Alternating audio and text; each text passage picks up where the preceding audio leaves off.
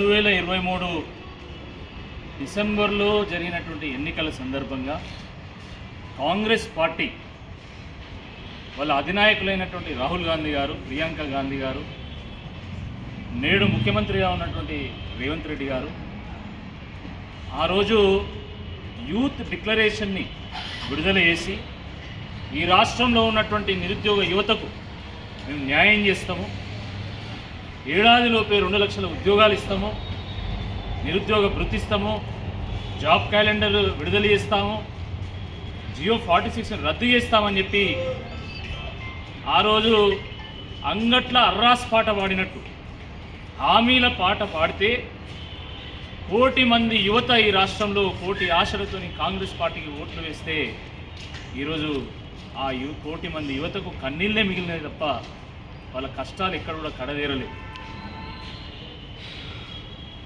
ఏడాదిలోపు 2 లక్షల ఉద్యోగాలు అన్నారు. ఈరోజు 2 ఏళ్ళు గడిచినా కూడా కనీసం 10,000 ఉద్యోగాలు ఇచ్చినటువంటి పాపాను కూడా పోలే. ఉద్యోగ క్యాలెండర్ అన్నారు, అది ఉత్తుత్తి క్యాలెండర్ అయిపోయింది. జాబ్ క్యాలెండర్ కాస్త జాబ్లెస్ క్యాలెండర్ అయిపోయింది.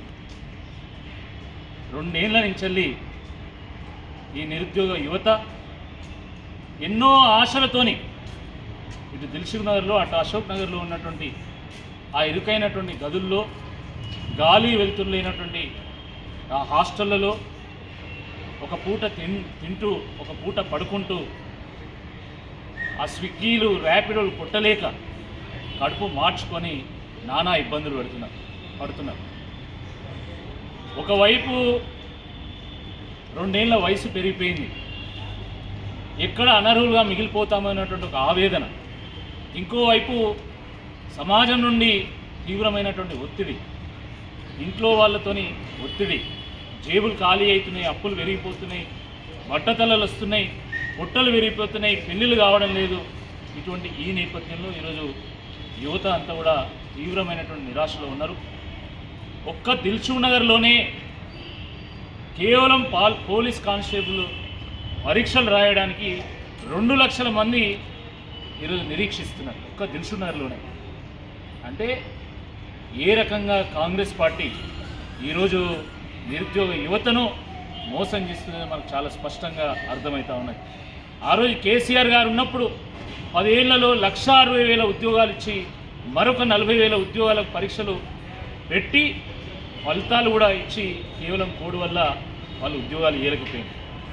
2 ఏళ్లలో కనీసం ఒక 50,000 పోలీస్ కానిస్టేబుల్ కావాల్సినటువంటి నోటిఫికేషన్ కూడా విడుదల చేసింది. కానీ 2 ఏళ్ళు గడిచినా కూడా కనీసం ఒక 2,000 మందికి సంబంధించిన ఒక నోటిఫికేషన్ కూడా పోలీస్ నోటిఫికేషన్ ఇవ్వలేదు. ఆ రకంగా అనేక డిపార్ట్మెంట్లో ఈరోజు ఖాళీలు ఉన్నాయి. కాబట్టి మరి సోదరుడు ఉస్మానియా యూనివర్సిటీ విద్యార్థి నాయకుడైనటువంటి మోతీలాల్ గారు వారు ఇది సరైనటువంటి సమయము, 2 ఏళ్ల సమయం ఇచ్చినాము ఈ ప్రభుత్వానికి, 2 ఏళ్ళైనా కూడా ఈ ప్రభుత్వం మొద్దు నిద్ర వీడడం లేదు, ఎంత చేసినా దున్నపోతు మీద వానబడ్డట్టే అవుతుంది. కాబట్టి ఇక గర్జించాలి, ఒక్కొక్క విద్యార్థి ఒక సింహమై గర్జిస్తే తప్ప ఈ ప్రభుత్వం దారికి వచ్చేట్టు లేదనేటువంటి ఆలోచనతోని వారు ఈ నెల 31వ తేదీన సింహగర్జన ఏర్పాటు చేయడం నిజంగా చాలా సంతోషం. ఇది విద్యార్థులందరికీ, వివిధ పోటీ పరీక్షలకు ప్రిపేర్ అవుతున్నటువంటి అభ్యర్థులందరికీ కూడా ఊరటనిచ్చేటువంటి అంశంగా నేను భావిస్తూ ఉన్నాను. మోతీలాల్ గారు గతంలో కూడా ఈ నిరుద్యోగ సమస్య మీద అనేక పోరాటాలు చేసిండు. స్వయంగా తాను నిరాహార దీక్షకు దిగి 9 రోజులైనా కూడా వారు విద్యార్థుల కోసం పోరాటం చేసి నిరాహార దీక్షను విడవలేదు. అలాంటి పోరాట పటిమైనటువంటి మన మోతీలాల్ ఈ యొక్క ఇనిషియేటివ్ తీసుకోవడం చాలా సంతోషం. నిరుద్యోగ యువత మిత్రులందరూ కూడా ఈ యొక్క సింహగర్జనలో పాల్గొని తప్పకుండా ఈ ప్రభుత్వం మీద గర్జన చేయాల్సినటువంటి అవసరం ఉంది. ఇప్పటికే బీఆర్ఎస్ పార్టీ పక్షాన కేటీఆర్ గారు, హరీష్ రావు గారు మరి నిరుద్యోగులకు అండగా నిలుస్తున్నారు. అది జియో 46 అయినా, జియో 29 అయినా, లేకపోతే మరి ఏ అంశమైనా కూడా వాళ్ళకు కావాల్సినటువంటి సహకారాన్ని అందిస్తూ వాళ్ళ పోరాటానికి అనేక రకాలుగా మద్దతును అందిస్తున్నారు. తప్పకుండా వారి నాయకత్వంలో మేము కూడా ఈ యొక్క సింహగర్జనకు తప్పకుండా మా నాయకులతో మాట్లాడి కావాల్సిన మద్దతును కూడా మేము పలుకుతాము. విద్యార్థి మిత్రులందరూ కూడా, నిరుద్యోగ మిత్రులందరూ కూడా దీంట్లో పాల్గొని దీన్ని విజయవంతం చేసి కాంగ్రెస్ ప్రభుత్వం మెడలు వంచి మరి నోటిఫికేషన్ సాధించాల్సిందే ఈ సందర్భంగా నేను విజ్ఞప్తి చేస్తున్నాను.